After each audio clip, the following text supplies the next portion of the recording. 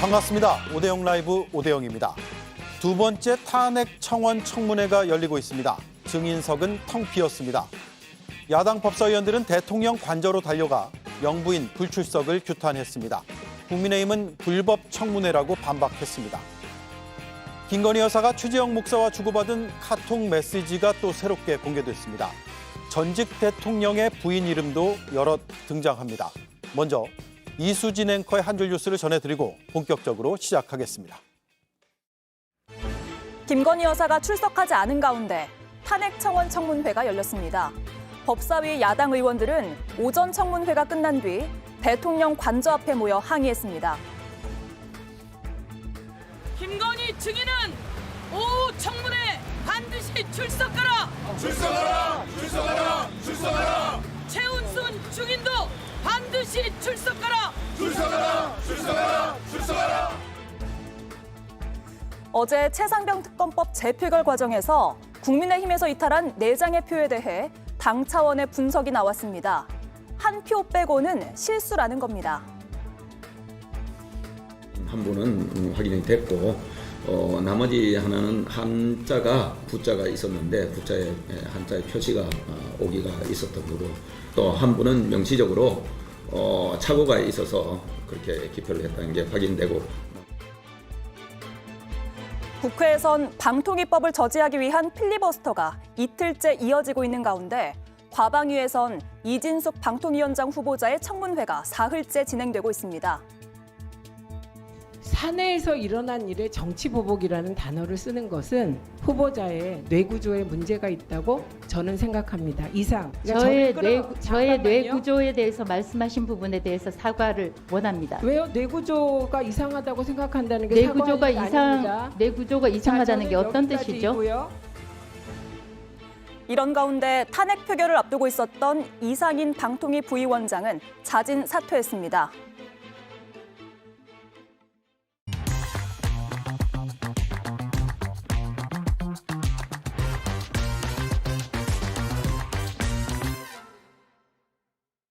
두 번째로 열린 탄핵 청원 청문회, 증인석은 텅 비었습니다.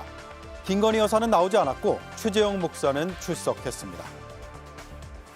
김건희 증인, 최은순 증인, 정진석 대통령 비서실장 증인 등 증인 13명은 불출석 사유서를 제출하지 않고 무단으로 불출석했습니다.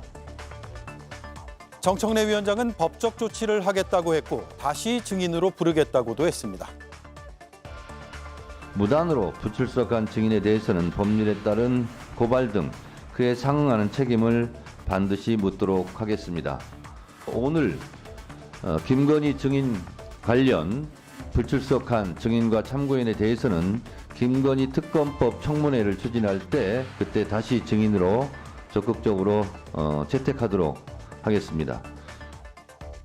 국민의힘은 탄핵 청원 청문회 자체가 불법이라고 반박했습니다. 따라서 증인이 출석할 의무가 없다고 했습니다. 이와 같이 불법적인 탄핵 발의 요청 청원을 진행하는 것에 대해서 증인들이 정당하게 그 부당성을 항의하면서 불출석한 겁니다. 이와 같은 부분에 대해서 비난을 하실 수는 있다고 생각을 합니다만 불법적인 청원의 청문회를 개최하는 것은 여전히 잘못된 것이고 이 부분에 대해서는 우리가 지적 안 할 수 없습니다. 야당 법사위원들은 오전 청문회를 마친 뒤 곧바로 대통령 관저 앞으로 달려갔습니다.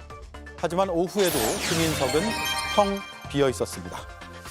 네, 함께할 네 분 소개해드리겠습니다. 이동학 전 민주당 최고위원, 이승환 국민의힘 중랑을 당협위원장, 배수진 조국혁신당 대변인, 김성열 개혁신당 수석대변인 나와주셨습니다. 안녕하세요. 안녕하세요. 네, 청문회 시작 전부터 불법이다 아니다. 신경전이 굉장히 날이 서 있었습니다. 잠깐 보겠습니다.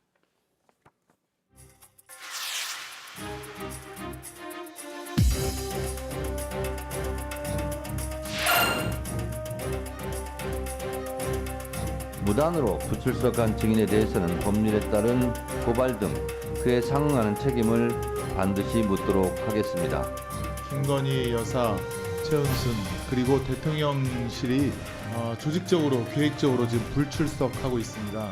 예, 이번 청문회는 그야말로 헌법에도 반하고 법률에도 반하는 의원적, 의법적 청문회입니다. 이 청문회가 불법 청문회라면 나가세요. 알겠습니다. 제가 그러면 나갔다 다시 들어오겠습니다. 불법임을 제가 보여드리기 위해서 나가겠습니다. 다시 들어오면 합법이라는 것을 보여드리는 겁니다. 네, 방송국에서 안 합니다. 네, 나가겠습니다. 불법이라고 생각 안 합니다. 잘 다녀오세요. 제가 쫓아낸 거 아닙니다. 본 스스로 나간 겁니다. 네, 자, 불법적인 청문회다, 합법적인 청문회다. 민주당과 국민의힘의 입장을 좀 더 구체적으로 한번 들어볼게요. 먼저 이동학 의원님. 증인석이 지금 텅텅 비어 있습니다. 오늘 비어 있었고 저 자체가요. 사실상 여전히 국회를 무시하고 있는 대통령실의 태도, 이것을 그대로 보여준다고 생각해요. 청원법에요, 3가지가 불가능해요. 첫 번째는 재판에 간섭할 우려가 있을 경우에, 두 번째는 국가 기밀을 포함할 경우, 네. 세 번째가 국가를 모독할 경우. 저 3가지에 아무것도 해당되지 않습니다. 저것은 적법하게 시민들이 청원을 한 것이고 그것에 따라서 지금 열리게 된 거예요. 오늘 증인 신청 역시도 적법한 절차에 따라서 의결을 거쳐서 그렇게 된 것이죠. 그런데 저렇게 계속해서 민심의 심판을 받고도 계속해서 무시하고, 그다음에 국회의 이 기본적 권능과 권한이 있는데 그것 자체를 계속해서 무시하는 태도로 대통령과 대통령실 혹은 여당에서도 계속 저러한 태도를 취하는 것은 지금 총선 끝난 지 얼마나 됐는데 여전히 계속 이렇게 갑니까? 최근에 전당대회도 끝났습니다마는 이 전당대회의 성격은 당원들이 대통령을 심판했다라고도 볼 수가 있습니다. 예. 결국 그 심판당한 대통령은 지금까지 해왔던 그 흐름을 완전히 다시 민심 쪽으로 돌아오는 것을 지금 요구하고 있는 거거든요. 근데 이런 식으로 계속 지금 2년을 왔고요. 앞으로 3년도 이런 식으로 갈 것이다? 당연히 국민들께서는 지금 이 5년을 허비한다라고 생각할 겁니다. 네, 이승환 의원님. 말씀하신 대로 저희 총선에 졌습니다. 하지만 저희가 졌다고 민주당 하고 싶은 대로 다 하라는 거 아닙니다. 그리고 저희 회초리 맞아야 됩니다. 하지만 회초리 맞겠다고 종아리 얻었는데 칼 들고 달려오면 안 되는 겁니다. 지금 민주당 딱 그런 짓 하고 있습니다. 이 청문회가 합법적이라고요? 아닙니다. 방금 얘기하신 청원법도 그렇고 국회법도 그렇고 아무것도 부합하지 않습니다. 국가기관을 모독하기 위한 청문회입니다. 이 지금 청문회가 김건희 여사 명품백 가방을 위한 청문회인가요? 그 소위 우리가 그 청원 자체가 이걸로 들어왔나요? 아니잖아요. 대통령 탄핵을 위한 소추안으로 들어온 거지 않습니까? 그렇기 때문에 이 재판도 되고 있고, 그리고 또 대통령을 조롱하고 농락하기 위한 이 내용에 대해서 청문회를 열었다는 것 자체가 말이 안 되는 겁니다. 이 청문회는 지금 앉아서는 안 될 자리에 앉아 있는 법사위원장이 열어서도 안 되고 열 수도 없는 청문회를 열었다고 생각합니다. 다만 여기에서 일말의 뭔가의 절차적 정당성이라도 갖추기 위해서는 제가 누누이 얘기 드린 것처럼 간사 선임한 다음에 여야 협의한 다음에 그런 다음에 소위로 회부한 다음에 했어야 되는데요. 간사 선임 언제 했습니까? 지난주에 했습니다. 그 전까지는 하지도 않고 이 안건 먼저 상정해버리고 한 것입니다. 예. 그렇기 때문에 대통령실은 나올 이유도 없고 나와서도 안 된다고 생각합니다. 예. 자, 김건희 여사의 불출석 사유서는 제출되지 않았고 불출석을 했거든요. 이게 법적인 문제가 있다라는 취지의 정청래 위원장의 발언이 있었는데 법적으로 보면 어떻습니까? 네, 사실 국회에서의 증언 감정 등에 관한 법률에 해당 조항은 있습니다. 정당한 이유 없이 출석하지 아니한 증인, 고의로 출석 요구서의 수령을 회피한 증인 등에 대해서 3년 이하의 징역 또는 1천만 원 이상 3천만 원 이하의 벌금에 처한다는 규정이 있거든요. 근데 사실 이 규정에 해당하느냐 안 하느냐 이것이 중요한 것이 아니라 지금 김건희 여사가 불출석한 그 사실입니다. 예. 근데 불출석은 어느 정도 예상은 다들 했지 않겠습니까? 대통령실의 이 주제 자체도 탄핵소추안 발의에 관한 청원이고 또 청문회에 대해서는 또 이야기도 있으니까요. 당연히 불출석할 거라고는 생각을 했지만 불출석하는 과정이 다시 국민을 분노케 하고 국회를 무시하는 그런 행태를 보여주신 점이 조금 유감스럽습니다. 다들 아시다시피 요구서 수령 자체도 하지 않았고요. 물론 이제 김건희 여사에 대한 요구서는 아니었지만 대통령실 이제 계시는 분들에 대한 요구서이긴 했지만 그게 이제 용산 길바닥에 버려져 있는 것을 온 국민이 목격하지 않았습니까? 그런 충격적인 대통령실의 행태 자체가 굉장히 바람직하지 않았던 것이고요. 지금 정청래 위원장께서 김건희 특검법 그때 청문회를 또 하겠다라는 식의 말씀을 하셨지 않습니까? 이제 그때는 이런 청문회가 아니라 지난번 최혜병 청문회처럼 입법 청문회 형태를 말씀하신 것 같은데요. 과연 이렇게까지 이제 출석 안 하시고 국회를 무시하시고 그러면 야당 의원들이 몰려가서 지난번 출장 조사처럼 출장 청문회라도 해야 되는 거 아닌지 그런 생각이 들었습니다. 네. 오늘 용산에 가긴 갔습니다. 야당 의원들이요. 지난번엔 대통령실 앞으로 갔고 이번엔 용산 한남동 대통령 관저 앞으로 갔는데 그 영상을 잠깐 보겠습니다.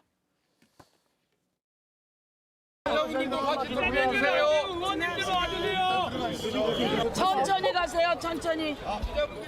폭력을 행사할 것도 아닌데 많이 열어줘야 들어가죠. 기자가 없는데 무슨 기자회견을 하냐고요. 국민의 명령이다. 김건희는 출석하라. 출석하라! 출석하라! 출석하라! 국민의 명령이다. 최은수는 출석하라. 출석하라! 출석하라! 출석하라! 김성열 위원님, 또 경찰하고 신경전도 벌어지고 약간 충돌할 가능성까지는 있었는데 그렇지는 않아 보이고요. 네네. 지난번에도 사실 경찰하고의 충돌이 있었다라고 보기는 좀 어렵습니다. 이제 들어가려고 하신 분들을 경찰이 당연히 거기를 지켜야 되는 상황에서 그 당시에도 대통령실에서도 나와가지고 사실 이야기를 했었고요. 예. 충돌이라고 보기까지는 어려운데요. 일단 오늘 그 김승원 간사님 등 그 법사위 간사님 등 10여 분의 의원님들이 가셨어요.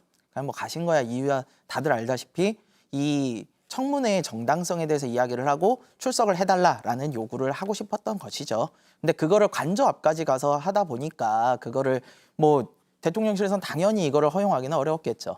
그러다 보니까 200m 떨어진 곳에서 지금 기자회견을 하셨는데요. 저는 그렇게 생각을 합니다. 이거에 대해서 대통령실이 아까 우리 배소준 의원께서 잠깐 말씀 주셨지만 증감법에 걸림에도 불구하고 이 불출석 사유서 받지도 않고 출석도 안 하는 데는 이유가 있다고 생각을 해요. 그분들의 입장에서는 이 청문회가 결코 적법하지 않다라는 생각을 하는 거죠. 예. 근데 이 적법 여부를 떠나가지고 과연 민원 성격의 처권을 가지고 대통령의 탄핵을 논하는 것이 적법한 것인가 아니면 적절한 것인가 이런 거에 대한 생각을 우리 좀 해봐야 된다고 생각을 합니다. 왜냐하면 이 청원이라는 것은요. 문재인 대통령 때 청와대 신문거국 비슷한 거예요. 일정 수준을 넘으면은 그거에 대해서 다루게 되어 있습니다. 그렇게 했다면 5만 명이 넘으면은 청원에 대해서 다루게 돼 있어요. 그럼 다음번에 다음 대통령이 취임을 하시고 정권이 바뀌었을 때 5만 명이 넘는 청원이 들어오면 또 이런 일을 할 겁니까? 예. 대통령이라는 것은요. 가장 많은 유권자의 표를 받는 우리나라에서 가장 권력이 강한 사람입니다. 이 사람에 대해서 국정 운영을 안정적으로 할 수 있게끔 헌법도 보호를 하고 있어요. 형사소추권에 대해서도 적용을 안 하고 있습니다. 그런데 민원 성격의 청원을 가지고 이렇게 청문회를 통해 가지고 흔들어댄다. 저는 목적이 옳다 하더라도 이런 적절한 방법을 택하지 않으면 나중에 정당성에 심각한 하자가 발생할 수 있다라고 생각을 하고요. 이런 부분에 있어서는 좀 민주당도 조금 방법을 바꿀 필요가 있다. 오히려 이런 탄핵 청문회보다는 청원을 통한 청문회보다는 차라리 정말 문제가 있다면 국정조사와 같은 방법을 통해 가지고 하는 것은 어떨까? 예. 그렇게 정면 돌파를 하는 것이 민주당의 입장에서는 낫지 않을까 그런 생각을 좀 합니다. 예. 이승환 위원님, 지금 정청래 위원장이 김 여사 특검법 입법 청문회를 열어서 그때 다시 한번 증인으로 채택을 하겠다 이렇게 얘기를 하고 있거든요. 적극 검토하겠다 이렇게 표현을 했죠. 이 역시도 국민의힘은 반대인가요? 당연히 반대죠. 제가 정말로 정청래 위원장 이게 헌법이 부여한 권한이고 국회가 할 수 있는 일이다라고 하면 제가 지금 집에 들어가서 청원 하나 올리겠습니다. 저는 한반도의 평화를 해치는 가장 중요한 인물이 김정은 위원장이라고 생각하고요. 이 김정은 위원장에 대한 어떤 처벌의 내용을 다뤄야 된다고 생각합니다. 자, 이 기준으로 헌법대로 한다면 대한민국 국민은, 대한민국 영토는 한반도와 그 부속도서를 하고 그 안에 사는 사람들을 국민으로 하지 않습니까? 그렇다면 헌법상 김정은 역시 대한민국 국민이겠죠. 그렇다면 제가 이 청원을 올려서 5만 명 이상의 동의를 얻으면 정청래 위원장 북한 가서 김정은 데리고 올 겁니까? 이건 말장난 같은 일입니다. 이거는 특검이 되지도 않고 탄핵 대상이 되지도 않는다는 거를 민주당도 정청래 위원장도 잘 알고 있을 거라고 생각합니다. 예. 이런데도 불구하고 우린 탄핵할 거야, 특검할 거야 라고 하는 거는 이거는 국제정치 용어에 나오는 내용이죠. 미치광이 전략이라고 생각합니다. 아무리 우리의 요구를 받아들여 주지 않고 우리와 상대하지 않으면은 우린 최후의 수단을 쓸 거야라고 헨리 키신저가 만들고 닉슨이 붙인 그 전략이 미치광이 전략입니다. 이 정도면 민주당은 지금 탄핵광이 전략하고 있는 겁니다. 이 정청래 그리고 또 정청래 위원장 그리고 또 민주당 이 소수 지도부의 이런 행태가 저는 민주당을 위헌 정당으로 만들고 있다고 생각합니다. 예. 자, 민주당 내에서의 기류가 어떻게 파악이 됩니까? 이게 계속 반복되는 느낌이거든요. 그래서 좀 비판적인 시각도 좀 커질 수도 있고요. 여러모를 감안할 것 같은데요. 네, 여러 가지를 사실은 고려하면서 가야 되겠죠. 그런데 어찌됐건 국정 운영의 중심은 대통령이죠. 이 대통령이 본인이 하고 싶은 게 있어서 지금 집권을 한 것 아니겠습니까? 그러면 그것을 이행해야 되는데 사실상 야당 대표를 딱 찍어놓고 2년 넘게 지금 탈탈 털고 있는 정치보복 하고 있단 말입니다. 네. 그리고 총선 끝나고 야당 대표와 만나지 않았습니까? 그러면 앞으로 대화도 많이 하고 통화도 많이 하고 논의해가면서 국정을 운영하겠다라고 얘기를 했는데 지금도 깜깜무소식입니다. 그러니까 결국 그 순간을 모면하기 위한 그냥 수로만 이 행동을 했던 것이고 진정성이라는 게 전혀 없었던 것이죠.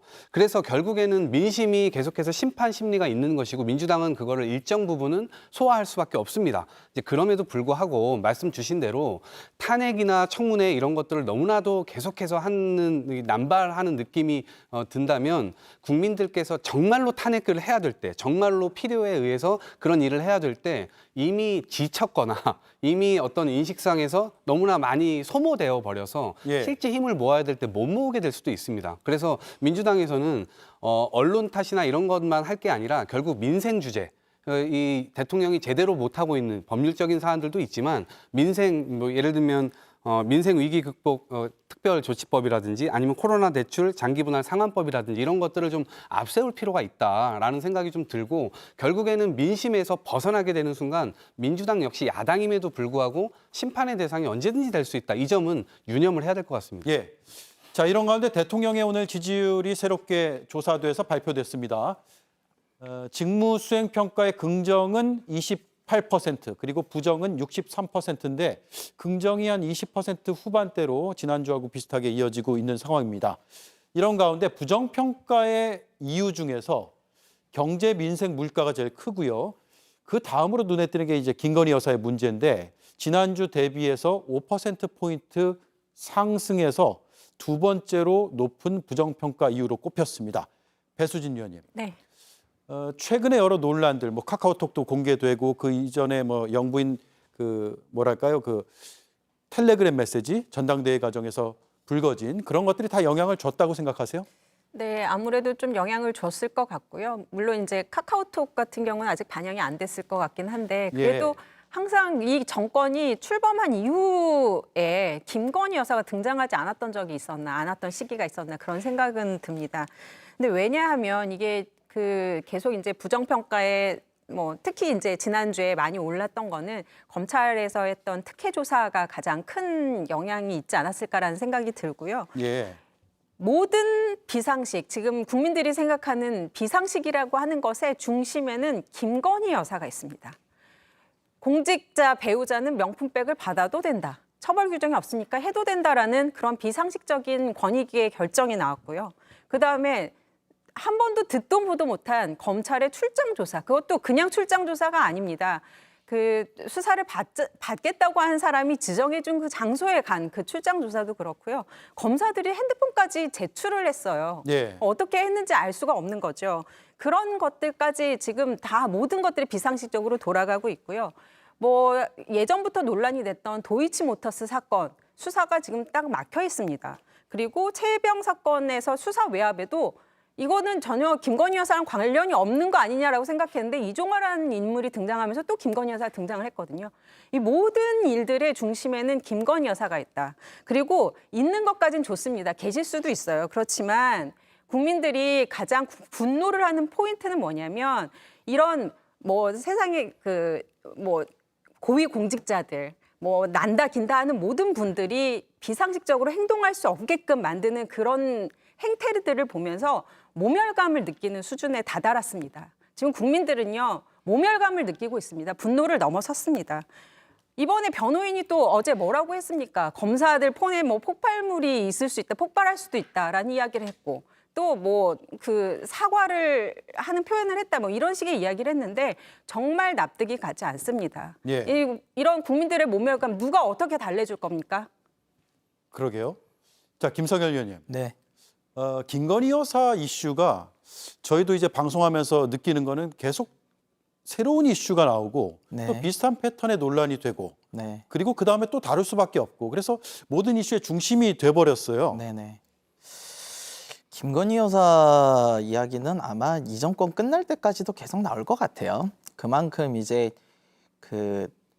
이 비상식적으로 덮으려고 한 것들이 사실은 문제가 된다고 봅니다. 이번 것도 사실은 호미로 막을 것을 지금 가래로 막게 생겼다. 가래로도 못 막게 생겼다. 예. 이렇게 좀 보고 있어요. 이미 김건희 여사의 명품백 논란이나 이런 거는 어느 정도 지지율에도 반영이 돼 있을 겁니다. 그런데도 불구하고 지금 와가지고 지지율에 이렇게 영향을 미친다. 요거는 좀 전에 말씀 주셨지만 검찰의 특혜 조사가 컸어요. 이 민주주의는 어쨌든 국민이 주인입니다. 국민이 주인인데 누군가가 그 국민 위에 서서 특혜와 특권을 이렇게 받는다면은 그것은 절대로 용납돼서는 안 되는 일입니다.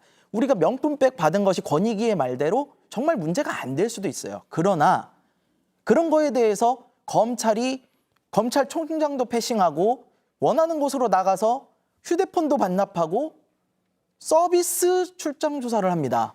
이런 특권을 과연 국민 누가 이해를 하겠습니까? 그러면은 이 부분에 대해서 어떠한 결론이 나오든 국민들이 이걸 이해할 수 있겠습니까? 이거 분명히 불기소 나올 거라고 저는 예상을 하는데요. 불기소가 나왔다고 그랬을 때 과연 이게 덮어질까요? 저는 오히려 더 크게 화를 키우는 모습을 하고 있다. 이런 식으로 자꾸 대응을 해 나가면 윤석열 정부 정말 쉽지 않게 길을 걸어갈 것이다. 이렇게 생각을 합니다. 예. 이승환 의원님 마지막으로 질문 앞서 드릴게요. 얘기 나온 것 중에 두 가지는 꼭 말씀드려야 될 것 같은데 지금 이 사건을 바탕으로 고위공직자 부인은 명품백 받아도 되냐라고 하는 얘기가 계속 납니다. 그렇다면 제가 거꾸로 한번 묻고 싶습니다. 그렇다면 고위공직자 부인을 대상으로 시계에 몰래카메라를 가지고 들어가서 이런 공작 취재해도 되는 겁니까? 우리가 선순환을 먼저 따져야 됩니다. 그런 문제가 있었고 그 문제가 있었기 때문에 지금 검찰 수사가 진행 중이다라고 하는 얘기 다시 드리고 싶고요. 그리고 김건희 여사가 특혜 조사받았다. 검찰들이 핸드폰 내고 들어갔다라고 하는데요. 대통령 경호처의 경호 대상 에는 확실한 프로토콜이 있습니다. 대통령 비서실장도 대통령 보고할 때 핸드폰 가지고 들어가지 못합니다. 그리고 국무위원들도 대통령과 함께 국무회의 할 때는 휴대폰을 모두 앞에 반납하고 가야 됩니다. 그리고 영부인 역시도 대통령 경호처의 경호 대상이기 때문에 마찬가지죠. 그렇다면 휴대폰을 왜 내는가? 첫 번째 녹음의 위험이 있고 두 번째 도청이나 생중계의 위협이 있고요. 예. 세 번째가 폭발물의 위협이 있는 겁니다. 이거는 경호 프로토콜상 나온 그 얘기를 마치 그 한 부분만 강조해서 얘기하는 부분은 국민께 알려드리는데 한계가 있을 것 같고요. 그럼 만약 검찰청에서 조사를 받는다라고 했을 때 하루 전, 이틀 전에 경호처가 다 가야 됩니다. 그리고 모든 그 출입구와 동선과 이걸 통제해야 되고요. 그리고 콘센트 하나까지 전부 다 확인하고 거기에 경호처 마크를 붙여야 됩니다. 이렇게 되면은 정말로 우리 조사한다라고 하는 모든 시그널이 나가게 되고 경호 안전에 문제가 있을 수밖에 없는 거죠. 김건희 여사 자꾸 특혜 조사라고 하는데요. 역대 영부인이 현직 영부인이 조사받은 거 최초의 사례입니다. 두 번째, 처벌 규정이 없는데 자처에서 조사받은 것도 첫 번째 사례입니다. 그리고 세 번째, 대통령실과 경호처가 검찰의 수사에 이렇게 응대한 것도 첫 번째 일입니다. 저는 물론 그 과정에서 이원석 검찰총장이 보고받지 못했다, 패싱 논란이 있다라고 한 부분은 아쉽게 생각합니다. 하지만 이 부분에 대해서는 실체적 진실에 다가가기 위해서 이게 소환해서 수사받는 게 아니잖아요. 자발적으로 조사에 응한 거잖아요. 예. 이 부분은 그 조사 결과를 지켜봐야 된다라고 생각합니다. 네, 지금 이동학 의원이 손 드셔서 네. 30초만 드릴게요. 짧게만 하겠습니다. 그러니까 현직 영부인 중에 이렇게까지 국정 농단하는 것처럼 비춰진 영부인도 없었을 겁니다. 그리고 법 앞에 평등이라고 하는데 이분에게는 그 평등이 가닿지 않는 것 같아요. 두 번째는 전현직 대통령조차도 검찰청 가서 조사받았어요. 근데 이분은 검찰들을 초대해가지고 핸드폰까지 뺏어버리고 조사를 했어요. 그리고 프로토콜 말씀하셨는데 경호 프로토콜이다.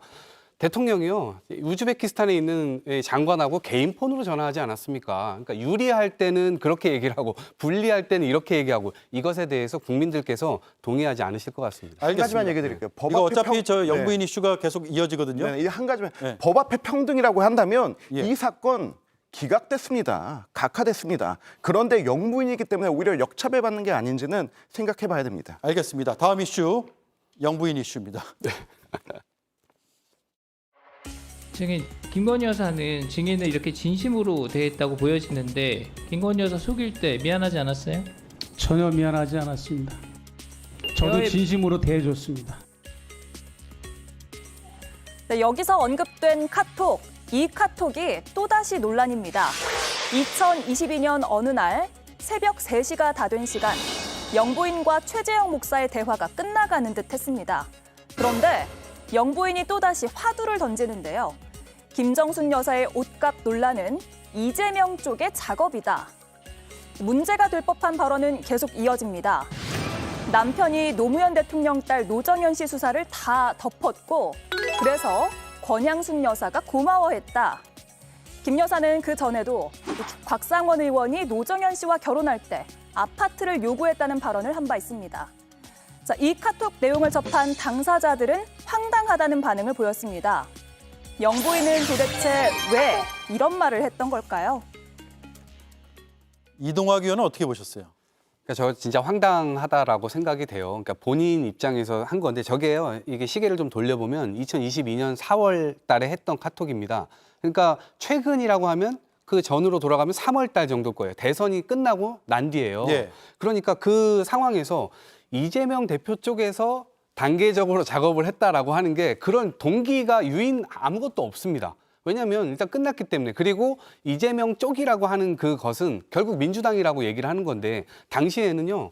뭐 친명, 비명 이런 얘기를 할 게 아니라 친문, 친명 뭐 다 섞여 있을 때입니다. 왜냐하면 저희는 한 통으로 같이 함께 대선에 맞이하게 된 것이고 예. 그 대선을 함께 뛰면서 결국엔 다 동지로서 뭉쳤던 거거든요. 그런데 거기에서 갑자기 현직 대통령의 아내의 옷값 문제를 이쪽에서 작업을 한다? 전혀 이제 그럴 만한 유인이 없는 거죠. 그래서 전 김건희 여사가 아무 말 대잔치를 한 것이 아닌가라는 생각이 들고 실제로 이렇게 답을 하고 있는 것 자체가 너무나 얼토당토 않은 일이라고 생각을 합니다. 예. 그래서 지금 저거를 과연 우리가 이렇게 얘기하는 것 자체가 이제 의미가 있나? 그냥 물타기용이 아닌가? 국힘에서 제기했던 거거든요. 네. 그렇죠. 김성열 위원 생각은 어떠세요? 이게 지금 뭐 말씀하셨지만 사실은 옷값 논란은 2017년에 이제 정미용 대한애국당 당시 사무총장이 제기를 먼저 했어요. 그래가지고 그거에 대해서 옷값에 수억 원 국민 세금이 들어가고 있다. 그래가지고 시민단체가 고발을 하고 예. 시민단체가 또 정보 공개를 청구를 하면서 많이 불거졌던 일입니다. 근데 그거를 가지고 뭐 이재명 쪽에서 작업을 했다. 물론 김건희 여사가 어떠한 정보를 가지고 그런 얘기를 했는지 그거는 알기 어렵습니다. 다만 우리가 어떠한 사람이 신뢰가 가는 사람이라 하더라도요. 어떠한 장소에서 누구와 대화를 하느냐에 따라서 그 대화의 신빙성이 결정이 됩니다. 예를 들어가지고 국무회의나 이런 곳에서 나가가지고 얘기를 하면은 당연히 믿을 만한 이야기겠죠. 근데 이거는 그 김건희 여사 입장에서는 굉장히 본인이 믿을 만한 사람이라고 생각되는 어떠한 친지한테 자기가 카톡으로라는 이제 개인적인 통신수단으로 이야기를 한 거거든요.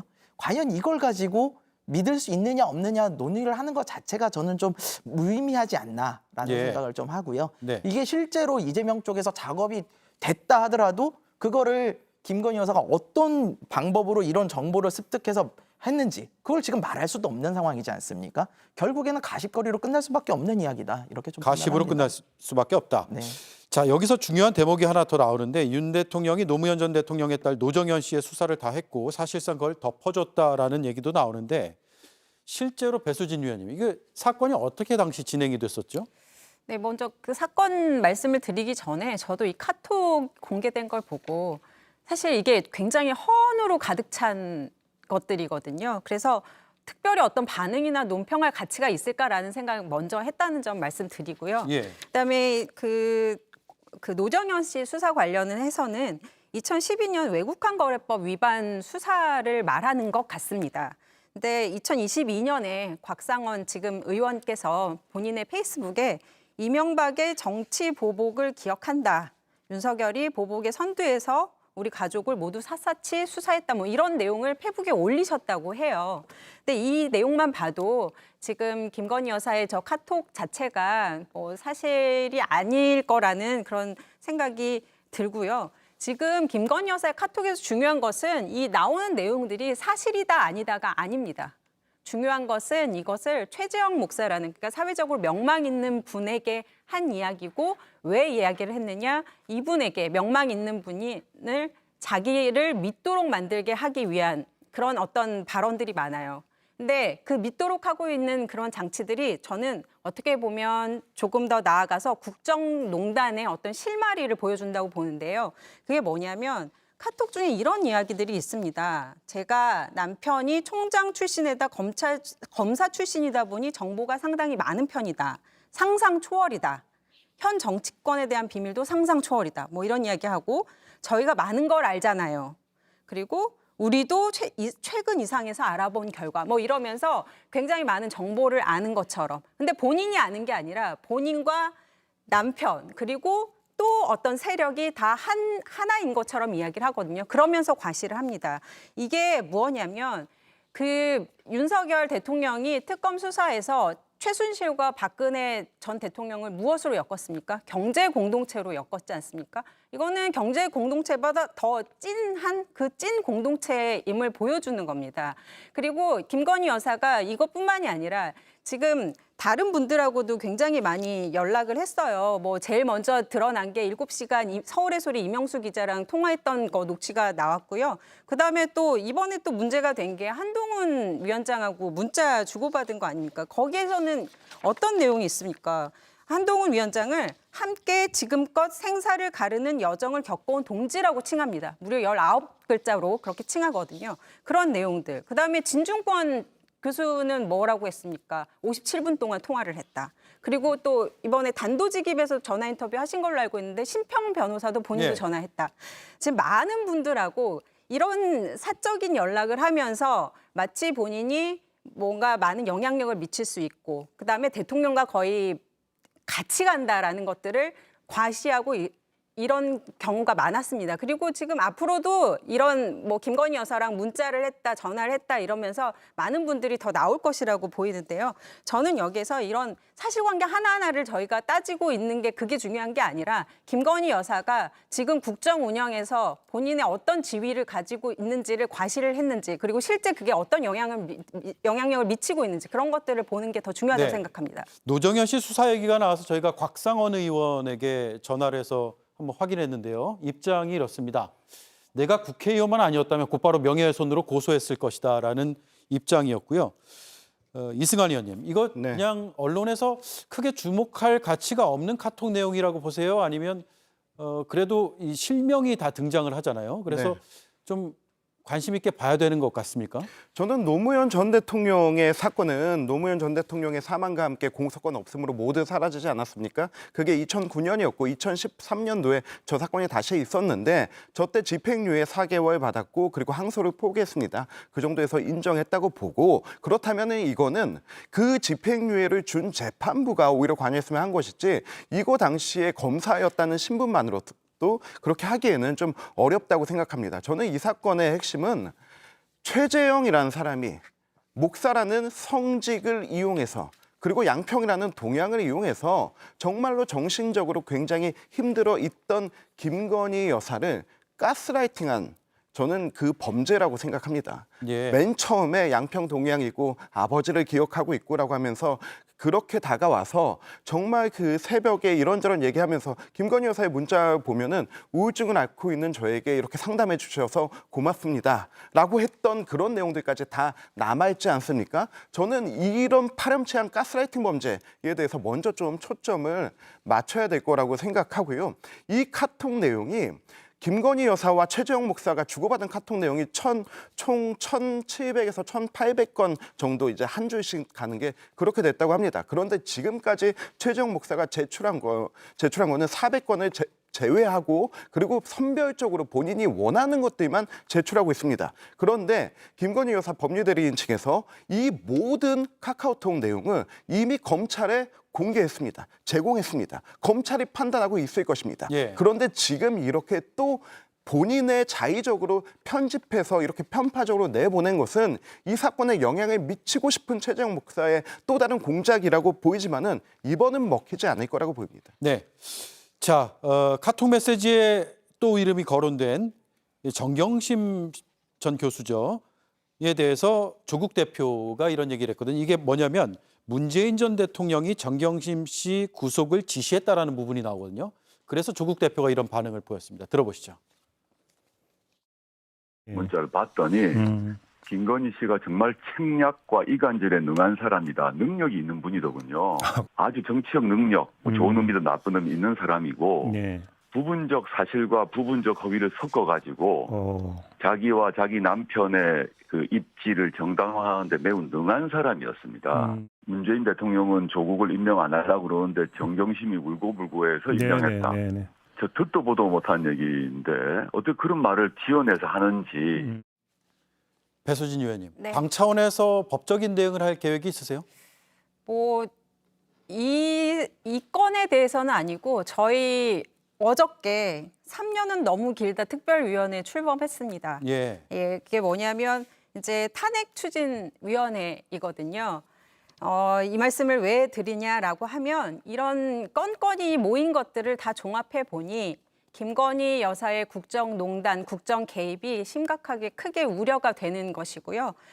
예전에 이제 우리 이승환 위원께서 박근혜 전 대통령 탄핵 이야기를 하실 때 뭐 정유라가 뭐 딸이니 아니면은 뭐 팔선녀 뭐 목욕탕 이야기 뭐 이렇게 하셨는데 사실 박근혜 전 대통령이 탄핵당한 게 그런 허무맹랑한 이야기들이 아닙니다. 그 이유가요.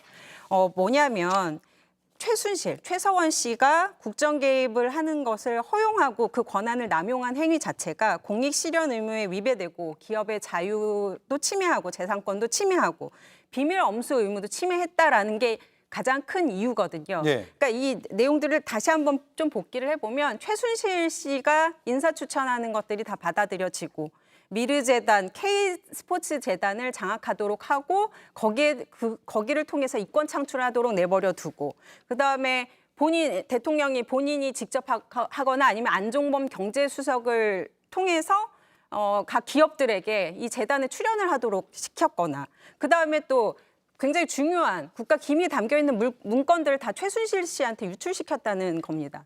그러니까 탄핵이라는 것 자체가 뭐 어마어마한 범죄, 물론 범죄 그렇지만 가장 중요한 게 뭐냐면 대통령직에서 파면이거든요. 자르는 겁니다. 국민들이 자르는 이야기고 이런 것들로 해서 해고가 된 거예요.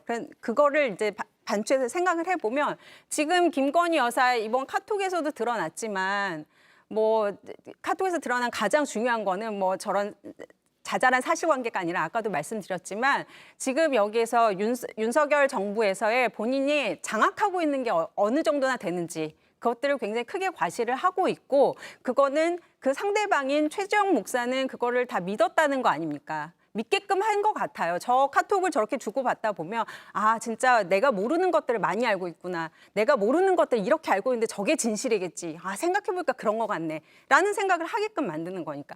뭐 최재형 목사가 여사를 가스라이팅 했다고 하는데 저는 오히려 반대라고 생각합니다.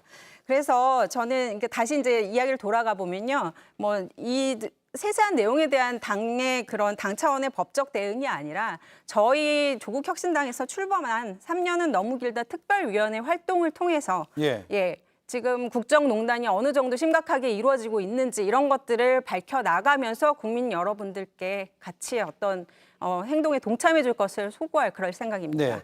아까 잠깐 언급을 하긴 했는데 이게 이제 허언이 아니라 사실이라면 이런 정보를 어디에서 입수했을까? 이것도 상당히 궁금해지거든요. 김성열 위원님 그리고 이동환 위원님한테 한번 들어보고 싶네요. 뭐 당시에 김건희 여사님 검찰총장 부인이셨고 그리고 또 대통령의 당선인 배우자 한 분이셨잖아요. 그러면은 사실 누구한테 들었겠습니까? 뭐 대통령께서 말씀하셨을 수도 있고요. 근데 문제는요. 어떠한 주장을 할 때는요. 근거가 뒷받침이 돼야 돼요. 예를 들어 가지고 뭐 우리 남편이 이거 수사를 덮었다. 그러면은 수사를 왜 덮었는지 혹은 수사를 어떻게 덮었는지 이런 것들이 좀 근거가 있게 나와야지 저희가 보면서도 아 그럴 수도 있겠구나라는 생각을 하지 않겠습니까? 저는 이 대화에서 상당히 어색한 부분이 뭐냐면요. 최재형 목사가요. 그런 중요한 사실들을 들으면서 그거에 대해서 근거를 별로 묻지 않아요. 왜 그렇게 됐습니까? 혹은 그래서요? 뭐 이러면서 자세한 걸 끌어내려는 이런 모습들이 잘 보이지 않습니다. 이 부분에 있어가지고 저는 아까 이승환 의원이 잠깐 지적을 하셨습니다만 그런 근거를 댔던 내용들을 본인이 불리하다고 생각해서 편집을 했는지 아니면은 처음부터 그냥 이 내용만 얘기하려고 묻지를 않았던 건지 뭐 이렇게 좀 의심이 되는 상황이고요. 예. 이건 이 내용만 가지고는 우리가 사실은 없는 자리에서는 나라님도 욕하는 건데요. 사적인 대화를 가지고 이것이 사실이다 아니다 이렇게 논의하기는 조금 무리가 있다고 봅니다. 네. 대선 때 뭐 7시간 녹취록이 나왔었잖아요. 김건희 여사의. 그러니까 그때 녹취록 일부 뭐 나왔던 것만 보더라도 시시콜콜 이 윤석열 대통령과 부부 간에 여러 가지 이야기들을 나누는 것으로 추론할 수 있죠. 근데 그 과정에서 진실이 아닌 것도 있고 진실인 것도 있을 텐데 이거저거를 마구 섞어가지고 본인만의 어떤 편집을 한 것이 아닌가라는 생각이 들고 그 과정에서도 어쨌거나 이게 국정에 본인이 어떤 지위에서 이렇게 하는 것인지 혹은 자신의 어떤 행위가 일반인하고 이런 소통을 하는 것이 어떠한 무게감을 갖는지 이런 것들이 당시에 카톡을 주고받은 때는 당선인 신분이었잖아요. 그러니까 그 무게감을 전혀 모르고 있는 겁니다. 혹은 본인이 국민들이 김건희 여사를 표를 줘가지고 뽑은 게 대통령으로 뽑은 게 아니지 않습니까? 남편을 그저 본인이 대통령 선거할 때도 결국에는 그냥 내조만 하겠다라고까지 얘기를 했는데 그거를 지금 전혀 지키지 않고 있는 이 모습이 그때부터 지금까지 계속되고 있는 거 아닌가? 굉장히 부적절하다 이렇게 생각합니다. 네, 마지막으로 이승환 의원님 말씀 듣고 끝낼게요. 이때 당시 살펴보면 김건희 여사는 자기 인생이 통째로 부정당하고 있을 때였습니다. 술집 여자 줄리라는 의혹을 받았고 그동안 자기가 해왔던 모든 사업이 다 부정당하고 이때 성직자라는 신분을 이용하고 양평이라는 동양을 이용해서 최재형 목사라는 사람이 뭐라고 얘기했습니까? 저에게는 다 얘기해도 됩니다. 고해성사하듯이 얘기하십시오. 근데 이 모든 것을 다 까발려버린 것입니다. 고해성사 천주교에서 쓰는 얘기죠. 이 고해성사를 만약에 천주교에서 외부에 발설하게 되면은 즉각 파면되고 그리고 종교재판은 넘어가게 됩니다. 그 정도 신뢰감을 쌓아놓고 나서 이 모든 거를 이렇게 공개해버리는 거는 정말로 이거는 김건희 여사 당시 정서적으로 정신적으로 가장 무너져 있는 한 명의 여성에게 대한 가스라이팅 범죄고 이것은 돌이킬 수 없는 거고 누가 이것을 사주했냐. 과연 혼자만의 개인적 정의감으로 몰래카메라 시계를 구입해서 들어간 것인가? 이 부분까지 다 따져봐야 된다고 봅니다. 알겠습니다. 오늘 네 분의 말씀 잘 들었고요. 하다 보니까 영부인 주제로 계속 가게 됐네요. 다음 시간에 또 뵙겠습니다. 고맙습니다. 감사합니다.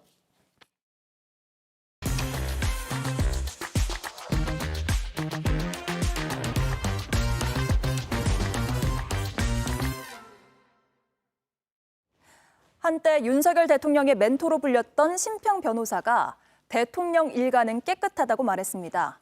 그러나 이 부분은 빼고라는 단서를 붙였는데요. 뭘까요? 박진규 기자입니다. 윤석열 대통령을 지지하는 보수 패널 심평 변호사가 JTBC 장르만 여의도에 출연해 윤 대통령 일가처럼 깨끗하게 삶을 살아온 분들이 거의 없다고 말했던 것에 대해 추가 설명을 내놨습니다. 여기서 일가라는 건 윤 대통령의 본가를 뜻한다는 겁니다. 처가는 일가에 포함되지 않는다고 했습니다. 사실 우리 정치사 전반을 본다 그러면은 윤석열 대통령이나 가족들 이분들만큼 이 문제가 없는 분도 없습니다. 자꾸 김건희 여사를 악마시키면서 헐뜯어 왔습니다만 그런 문제가 다 포함해서 봐도 윤 대통령 일가처럼 이렇게 깨끗하게 이 삶을 살아오신 분들이 심평 변호사는 윤 대통령에 대한 찬반 입장을 떠나서 그가 대단히 깨끗한 정치인이라는 점은 인정해줘야 한다. 이것마저도 인정하기를 꺼린다면 그것은 인색을 넘어서 편향적인 태도라고 주장했습니다. 또 윤 대통령의 부모님 그리고 형제가 부정한 이득에 취득을 했다는 말 자체가 없다면서 기껏해서 부모님의 집을 화천대유 사건에 김만배가 상거래의 일반적 조건을 넘어 사주었다는 루머가 돌았으나 여러 정황으로 미루어 이는 억지 주장임이 거의 명백하다고도 설명했습니다. 심평 변호사는 우리는 헌정사상 처음으로 권력형 부정부패 범죄가 없는 세상을 맞이했다. 윤 정부가 세운 커다란 이정표라고 덧붙였습니다.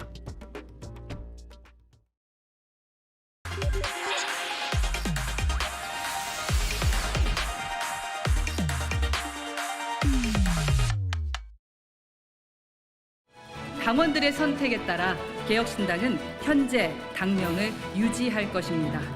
개혁신당은 하나입니다. 네, 오대영 라이브의 간판 코너 단도직입을 시작하겠습니다. 허은하 개혁신당 대표 나와 계십니다. 안녕하세요. 네, 안녕하세요. 네, 당명을 놓고 그동안 이견이 많았나 봐요.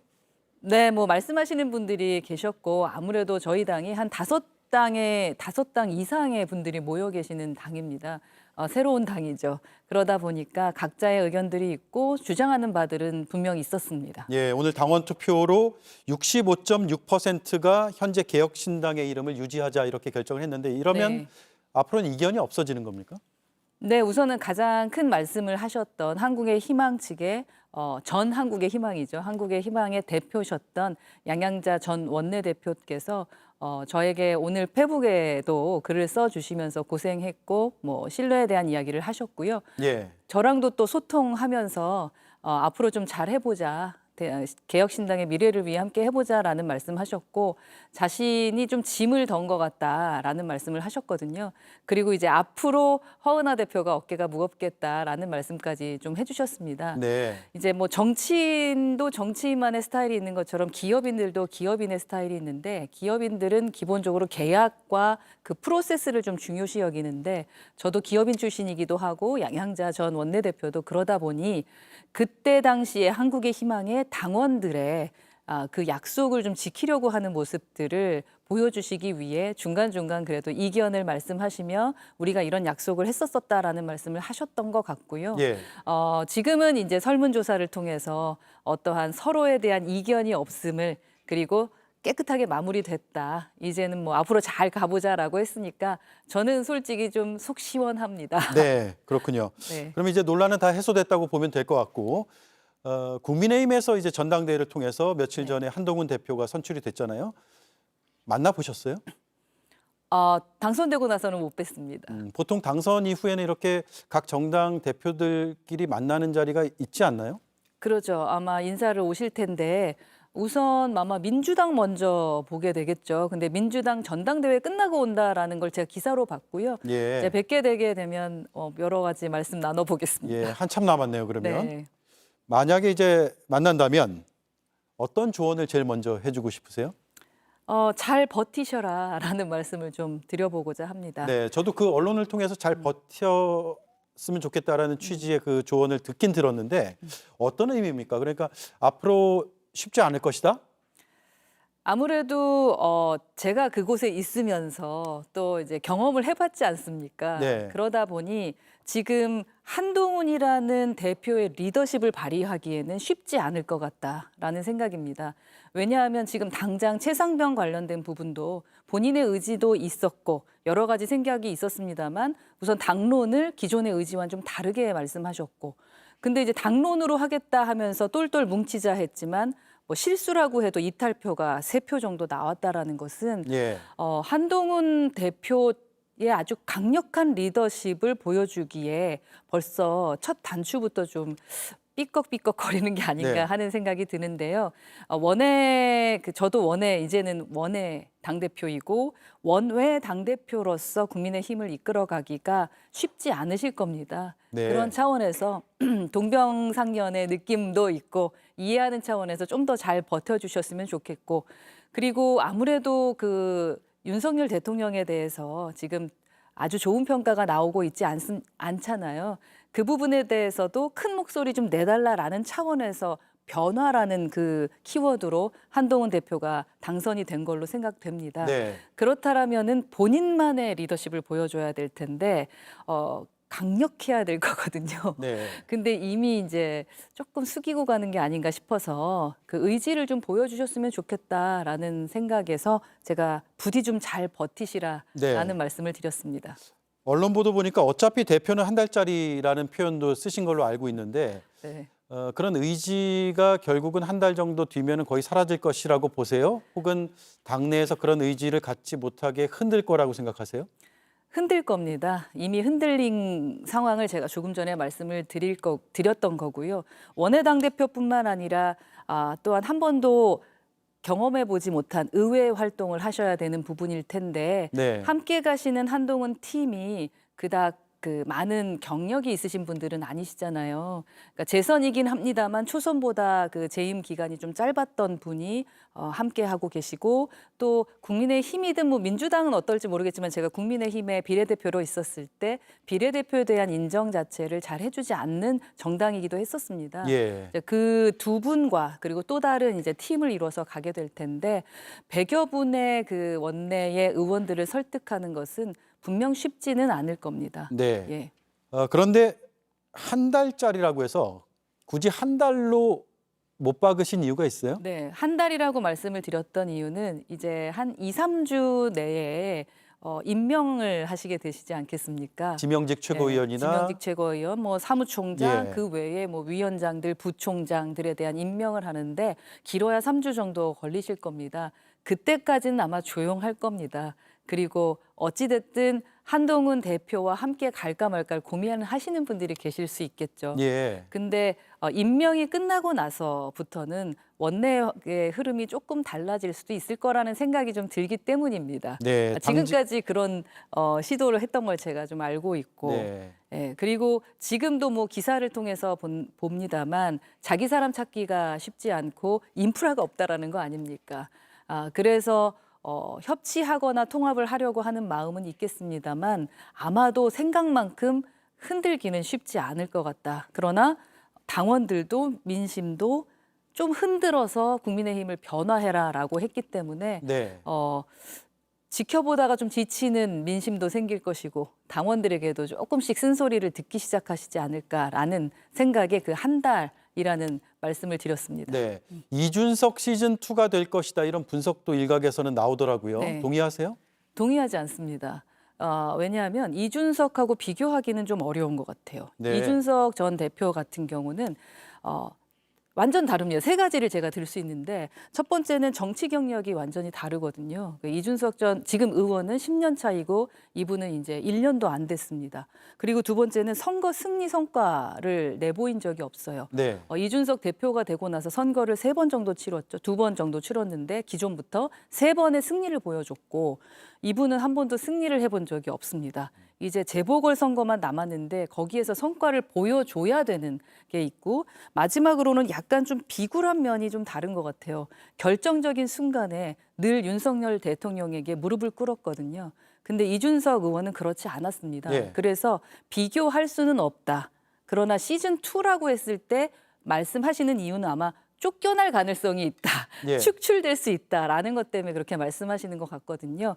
그럴 가능성은 충분히 있다라는 말씀은 드리고 네. 싶습니다. 이준석과 한동훈이란 두 정치인의 뭐랄까 체급 혹은 정치력 앞으로의 미래 가치 이런 것들을 비교한다면 어떤 답을 하시겠습니까?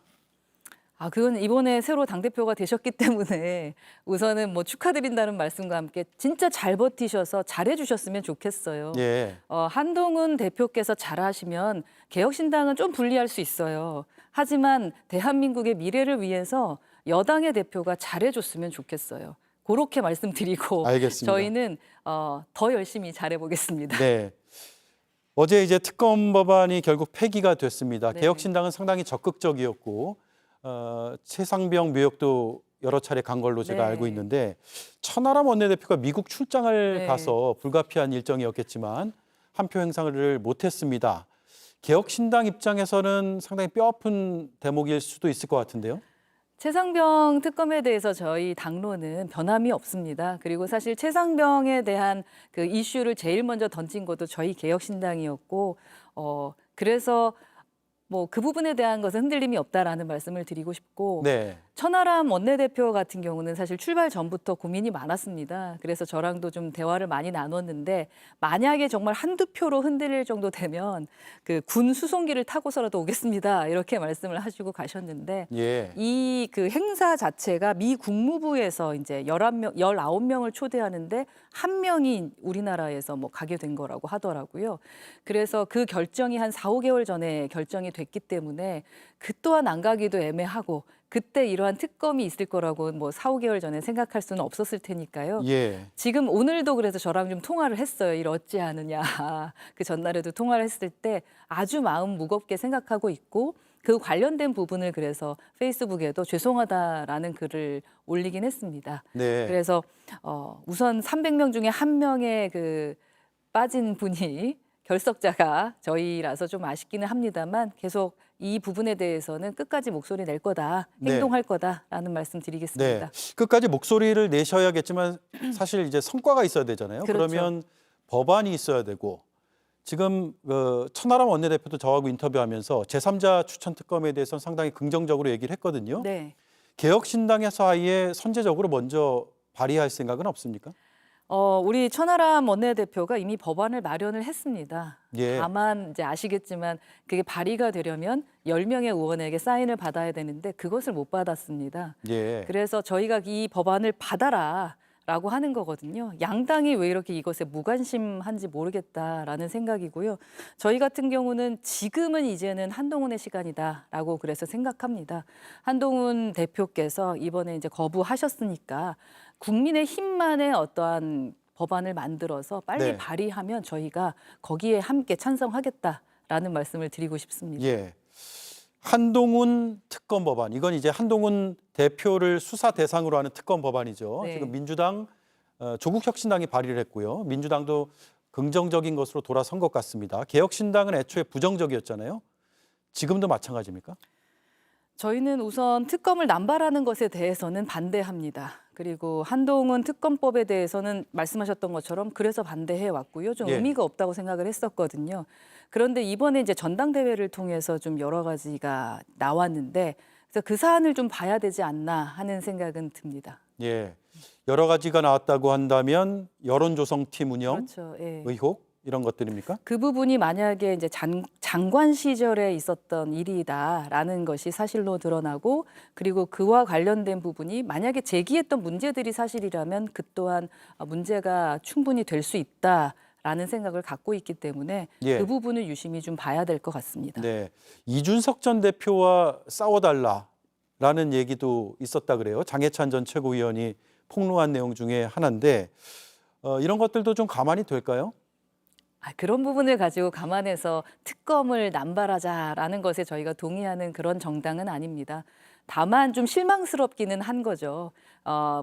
기존의 이미지는 그냥 앞에서 당당하게 싸우거나 아예 무시하는 것처럼 보였었는데 결국 뒤에서는 다른 행동을 하신 부분, 그 부분에 대한 실망은 분명 있죠. 예. 하지만 그것 때문에 특검을 하겠다라고 생각하지는 않습니다. 네. 그러면 여론조성팀 의혹을 풀긴 풀어야 되는데 그게 꼭 특검은 아니다라는 말씀이시죠? 그 문제가 깊이가 있고 장관 시절에 정말로 어떠한 그 장해찬 전 최고위원이 말하는 대로의 문제가 있다면 그 부분은 어쩌면 좀 심각하게 생각해야 되는 건 아닌가라는 의견은 나눴습니다. 네. 예. 30초 남았는데요. 네. 개혁신당에 대해서 여러 가지 이제 기대와 희망을 갖고 있는 분들이 꽤 있습니다. 네. 거대 양당 사이에서 이제 좀 지친다, 대안을 제시해달라 이런 목소리도 있거든요. 어떤 대안을 지금 이 시국에 제시하시겠습니까? 저희는 진심으로 그 존재의 의미를 보여줄 수 있는 정당이 돼야 된다고 생각합니다. 두 정당의 발목만 잡다 보면 지치신 분들을 더 지치게 하게 된다고 생각하거든요. 그래서 기존에 제가 여기 출연했을 때도 말씀드렸었던 것 같은데 표를 생각하지 않고 말할 수 있는 예. 진짜로 실용적인 정치를 하고 그리고 10년 뒤에 대한민국을 바라보면서 제시할 수 있는 아젠다를 던지는 그러한 정치를 좀 보여드리고 싶다. 오늘 당명 때문에 제가 이 자리에 나왔는데 사실 당명으로 시끄러웠지만 저희 협치 잘했고 서로 소통하면서 2달 동안 해결해 나간 것 아니겠습니까? 네. 정치도 그래야 된다고 생각합니다. 그러니까 비쟁점인 그 부분에 대해서 저희가 그 부분부터 시작해서라도 어떻게든 민생에 대한 부분을 해결해 나갈 수 있도록 중간에서 역할하는 존재의 의미가 있는 그런 정당의 모습을 보여드리겠습니다. 네, 알겠습니다. 여기까지 진행을 하죠. 고맙습니다. 예, 오늘 감사합니다. 네, 감사합니다. 지금까지 허은하 개혁신당 대표였습니다.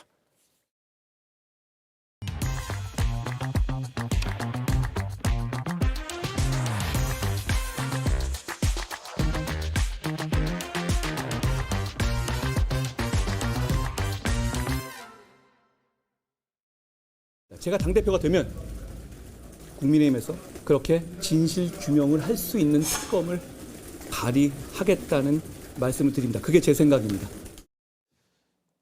전당대회 출마를 선언한 날 발언입니다. 그리고 당 대표가 된 다음 날 발언입니다. 제 입장은 달라진 게 없습니다. 발의를 제가 하는 건 아니잖아요. 네, 오늘도 입장이 달라지지 않았다고 했지만 뉘앙스는 많이 달라진 것 같습니다. 당내 의원들을 통해 특검 법안 발의를 하거나 아니면 출마 때 했던 장담을 철회하거나 둘 중 하나가 아니라면 이 사안에 대한 질문은 계속 따라붙을 수밖에 없습니다. 앵커 한마디였습니다. 메이킨을 만나면 매일 아침 편하다. 생약 성분으로 부드럽게, 양약 성분으로 빠르게. 변비, 복부팽만, 식욕부진 한 번에 싹. 메이킨 유쾌, 상쾌, 통쾌. 오늘 밤 메이킨. 당신이 같은 이유로 다시 올 일 없도록 진짜 진료에 집중하는 진짜 치과 의사들. 당신의 마음, 당신의 치과 의사는 안다. 덴티움. 프라닥 시키기 딱 좋은 시간. 딥, 딥, 딥, 딥. 딥딥 크런치. 프라닥 치킨. 맛있는 물, 어디서 왔는지도 중요하지만 주장 말고 결과를 믿자. 몽베스트. 상 받은 물 맛을 믿으세요. 테이스트 베스트. 몽베스트. 오대영 라이브 마치겠습니다. 다음 주에 뵙겠습니다. 고맙습니다.